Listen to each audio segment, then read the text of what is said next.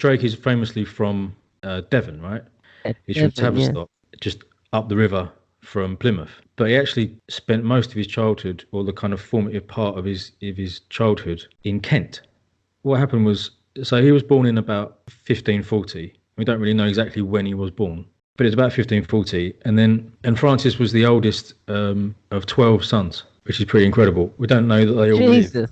but there was 12 boys, and Francis was the oldest of them. And what we know from Drake's kind of later correspondence is what he believed was that his father had to take his family from Tavistock to Kent because of a Catholic uprising. And that Catholic uprising did actually happen at that time when Francis was about 8. So to be clear, his father was a Protestant lay preacher, right? His father was a Protestant lay preacher because there was no Catholic lay preaching. There was no Catholic preaching in English or anything like that. He had to be a priest, properly ordained and all the rest of it. So he took his family away during this Catholic uprising.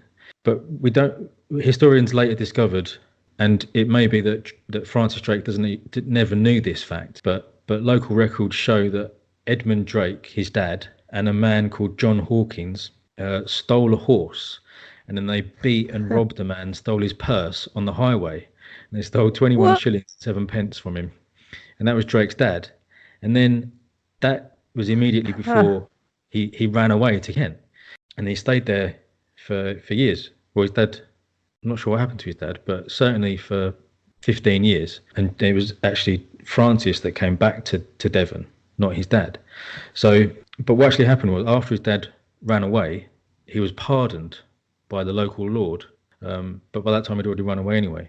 So, like, Edmund Drake committed this literal highway robbery, then ran away. But one of the interesting things about this is the fact that it was Edmund Drake and his co-criminal was this guy called John Hawkins. The John Hawkins that appears later in Drake's story is like a cousin or a second cousin or a cousin once removed, or some sort of family relation between the Hawkins and the Drakes. But this isn't the same.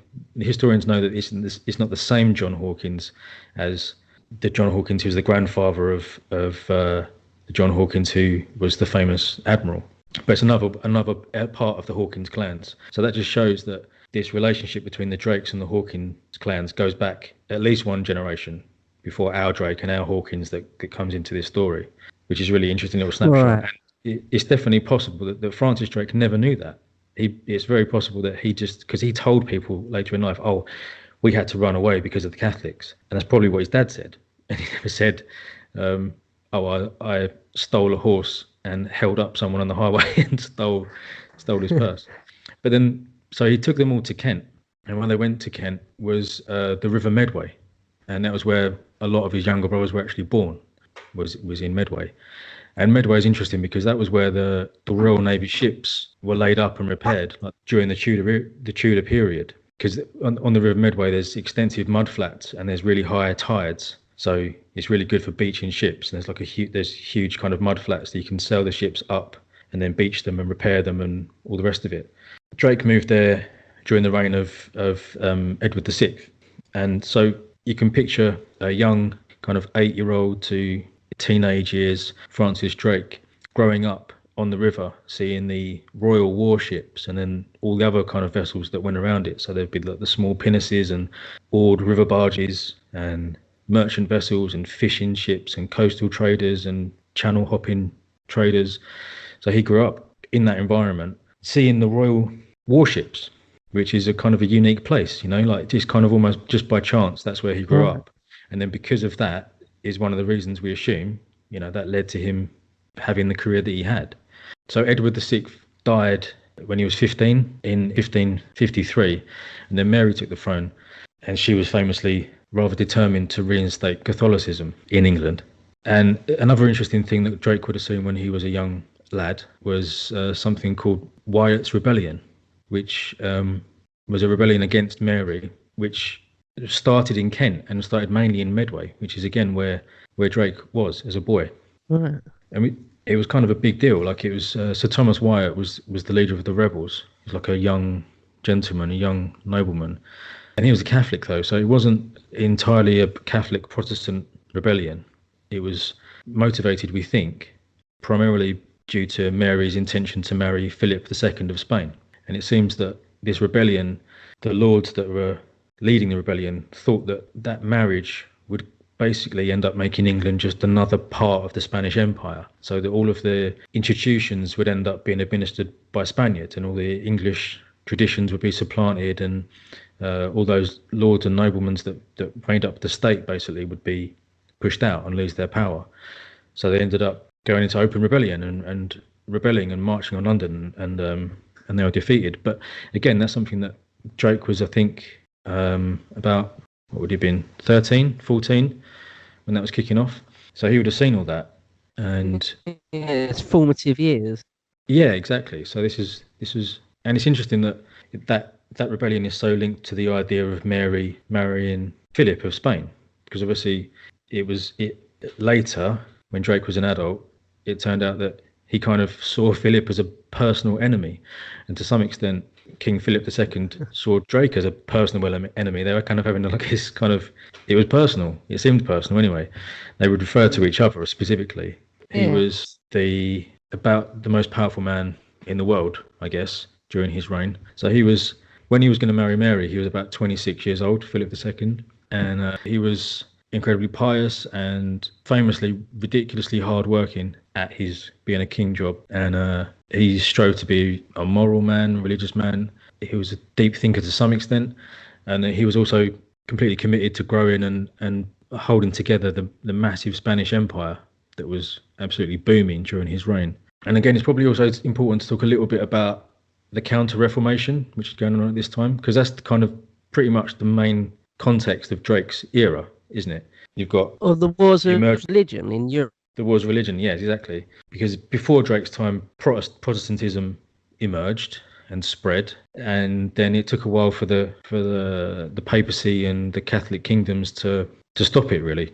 So yeah, the context of Drake's time is basically the counter-reformation. So it's the papacy and the Pope trying to use Philip II's Spain as the main power, the main military resistance to it. But then Spain obviously had a lot of other problems as well, a lot of other things to deal with, like the empire in the New World and then the rebellions in the Spanish Netherlands. They were also fighting to hold back the Moors and the Turks in the Mediterranean. So it's kind of constant struggle between the Pope basically, and versus Spain. They were trying to both present a front against Protestantism, but they were also kind of clashing with each other. But then the other great player of the time was France. So they'd obviously been the dominant force in Europe throughout the Middle Ages, but at this point they kind of descended into an internal conflict between just incredibly powerful rival factions like the Guises, and then they're also in open conflict between the Catholics and the Protestants within France.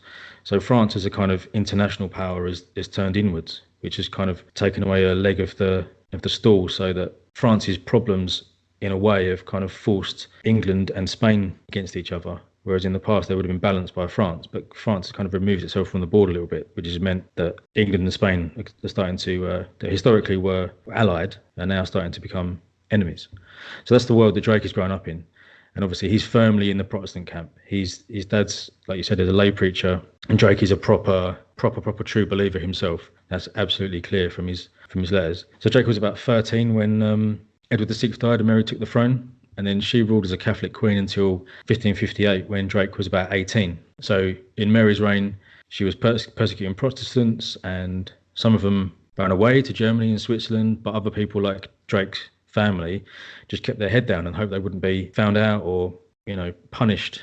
And she burned about 300 people at the stake, and about 54 of the people that were burned were in Kent. So it's a very difficult time for Edmund Drake, because he makes his entire living by reading prayers to the local Protestants. I think I read somewhere that said they lived inside a hulk on the River Medway, like inside either beached or floating, like just the hull of an old ship, and that's where Drake's family grew up in, which is another crazy thing. That can you imagine that? Like that's crazy.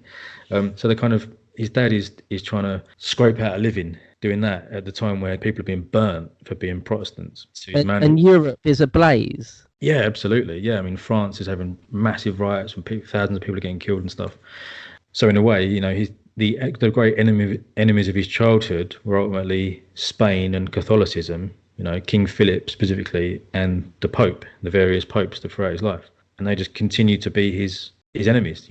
As he gets older. Yeah. And he was a true believer as well. He was one of those people that is actually properly into it. Like everyone obviously has multiple motivations for doing whatever you do in your life, and so did Drake. So he obviously was trying to get rich, and he also had personal grievances, you might say, against the Spanish for stuff they did to him, which we'll talk about in a bit, and just general patriotism and adventure and all that kind of stuff. But we know from reading his own letters and accounts from other people that knew him, it's really obvious he was an absolute fervent believer in the new religion. His letters are, I'm looking in a couple of his biographies, and they post some excerpts of his letters, and some of them, all of them are just totally filled with religious rambling. Kind of his letters, some of them seem like they're just prayers. Like I saw one where he wrote a letter to Francis Walsingham in 1588, which is the year of the Armada. Can I just read this quote out just to show you how religious he was? So this is Francis Drake in a letter to Walsingham, when Walsingham's saying, "What's the situation? Where's what are the condition of the ships, and practical stuff?" Because Walsingham is Francis Walsingham was a Protestant and a true believer and kind of a passionate Puritan, and yet he was obviously a very practical, pragmatic man. So, and this is Drake's letter to him, and he says, quote, "Let us all, with one consent, both high and low, magnify and praise our most gracious and merciful God for his infinite and unspeakable goodness towards us, which I protest that my belief is that our most gracious sovereign, her poor subjects in the church of God, hath opened the heavens in divers places, and pierced the ears of our most merciful Father, unto whom in Christ Jesus be all honour and glory. So be it. Amen, amen." End quote. OTT. Exactly. Yeah, they're all OTT. That's what he writes like. Sometimes he'll write one sentence like that, which goes on for lines and lines and lines. So he's obviously so filled with this religious fervour that it's just pouring out of him all the time. So he grows up on the River Medway in Kent, and he grows up working these coastal ships. And because his dad has 12 sons, and the mum dies after giving birth to the 12th one, presumably because she's just given birth to 12 sons. So I would imagine she's exhausted and just dies. So then the father's got these 12 kids, minus however many of them have died in infancy. Some of them have died off. And how can he keep them? Because his job is wandering around to various boats and offering, "Can you give me some pennies for if I lead you in some prayers?" So he has to get rid of all of his sons basically into various trades and apprenticeships. And because the local industry is boats, he manages to, as each of them reach the age of apprenticeships, he sends them all off to sea. So as a young teenager, I think he was, well, we don't really know how old he was, but as a young teenager, Francis Drake finds a position with the owner and the master of a small coasting bark, which carries freight about the southeast of England and occasionally sails to France and to the Low Countries. And we don't know for sure, but Drake was probably the apprentice to the skipper of that boat. And that's how he grows up, learning to sail from an experienced sea captain. And he must have been a really good, well, we know he ended up being a master sailor, so he was obviously a good learner, and it seems he won the affection and the respect of the owner of the bark, because that man didn't have any family, didn't have a wife, and so it seems like he regarded Francis as some sort of son. And then when he died, he left his boat to Francis Drake. So this coastal. Oh wow, that's probably like a thing, right? Yeah, massive. Yeah, because this boat was, it could cross the channel, and it was probably 2 or 3 masted ship with a crew of maybe 7 or 15. I don't know. Like that's the kind of size that they are. So that's a really big thing. Massive, yeah. That's huge. That's giving him a massive start. He's gone from just a kid, an apprentice kid, teenager, to owning his own ship. I mean, that could potentially make him loads of money one way or another. So, wow, that's a definitely massive bit of his life I didn't know about. I didn't know any of that. Yeah, and the funny thing about this is, so bear in mind, this man, the skipper of this boat, has been teaching Francis for at least 5 years, maybe more. And he's been at his side. He's been learning about tides and currents and how to make landfalls and prevailing winds and sounding for depth and how to navigate by the sun and the stars and how to handle the ship in all weather, how to be a master sailor, how to control a crew, discipline, life at sea, all that stuff. And then he leaves him his boat, which is worth a lot of money, And then what Drake does is immediately he sells it. Oh, right. And then he moves back to Plymouth. So he wasn't obviously sentimental about it, but it did give him a huge sum of money in his pocket. And also, what's interesting is he took some of the crew down to Plymouth with him. So he'd managed to get. So he was about 18, right? 18 years old, and he sells the boat, but he retains some of the crew, and they follow him back down to Plymouth. So he's already got men. He's already got a following at 18 years old. So presumably these are old salts, these are proper sailors or mariners that think this young man is, because those guys, they could have then just got onto another boat in Medway and then carried on sailing. But he persuaded them to come with him back to Plymouth, where he looked up his cousins or his second cousins or family friends or whatever they were, the Hawkins, John Hawkins and his brother, I can't remember his brother's name. So the Hawkins family are important people in Devon. They're rich and they're well known and they've got land and stuff. So Drake presumably is some sort of distant, poor relative of Hawkins that he may not have seen, or maybe ever, or maybe hardly knows at all. And then suddenly this young 18-year-old Francis Drake turns up, gets to meet him with John Hawkins, who's one of the most important men in Plymouth and in Devon. And he says, all right, cuz, or whatever, can you give me a job? And he does. So I don't know how, but he talks him into giving him a position as the purser on a voyage to Spain. So Francis was educated, he could read and write and stuff. And his duties as a purser would have been all of the financial aspects of the voyage. So paying the crew, paying the customs duties, logging the cargo, keeping track of the money in, money out, that kind of thing. So it was a really important job. Yeah, that's quite a senior role, right? Yeah. Oh, yeah, definitely. Yeah. Yeah, it's the kind of thing that in the bigger voyages, it would be given to a gentleman or someone with, because often the purser would be representing the owner of the boat or the boats if there's multiple boats in a voyage. So he would be kind of the financial representative of the money back in London or Plymouth or wherever. So it's a serious position. So we can kind of assume already at 18 that he was a charismatic, self-assured person. He just turned up out of nowhere and said, "Get a job," and and then you recruited him. He obviously did well at it as well. A force of character then. He must have had some sort of a force of will where people would go along with things he said. He must have done. And the other thing that's interesting about him, well, I don't know how interesting it is, but he was quite short, even for his time. So the average height then, I don't know what it was, but I think it was maybe 5'6", something like that. So he was at least average height, probably shorter than average. So he might have been about 5'5", 5'4", something like that, which is kind of makes it all the more remarkable that he did have that he was able to command men so much, because he wasn't a tall geezer. So he did well in that initial voyage. So it was just a voyage to Spain. Obviously, that's a long way in these relatively little boats, but it's a pretty standard voyage, right? Back and forth to Spain. That's totally normal for the area. But then he obviously did really well because then John Hawkins recruited him for this special voyage that no one had done before, which is Hawkins' first voyage to Africa, to the coast of Africa, to buy slaves, which he was then going to sail across the Atlantic to the New World to sell for profit. Is it right to say that Hawkins was one of the first slavers to actually trade people? I believe he was absolutely the first Englishman to trade Africans across the Atlantic. Yeah, the Portuguese and the Spanish had already been doing it for 50 years or whatever, but they had the whole thing locked down.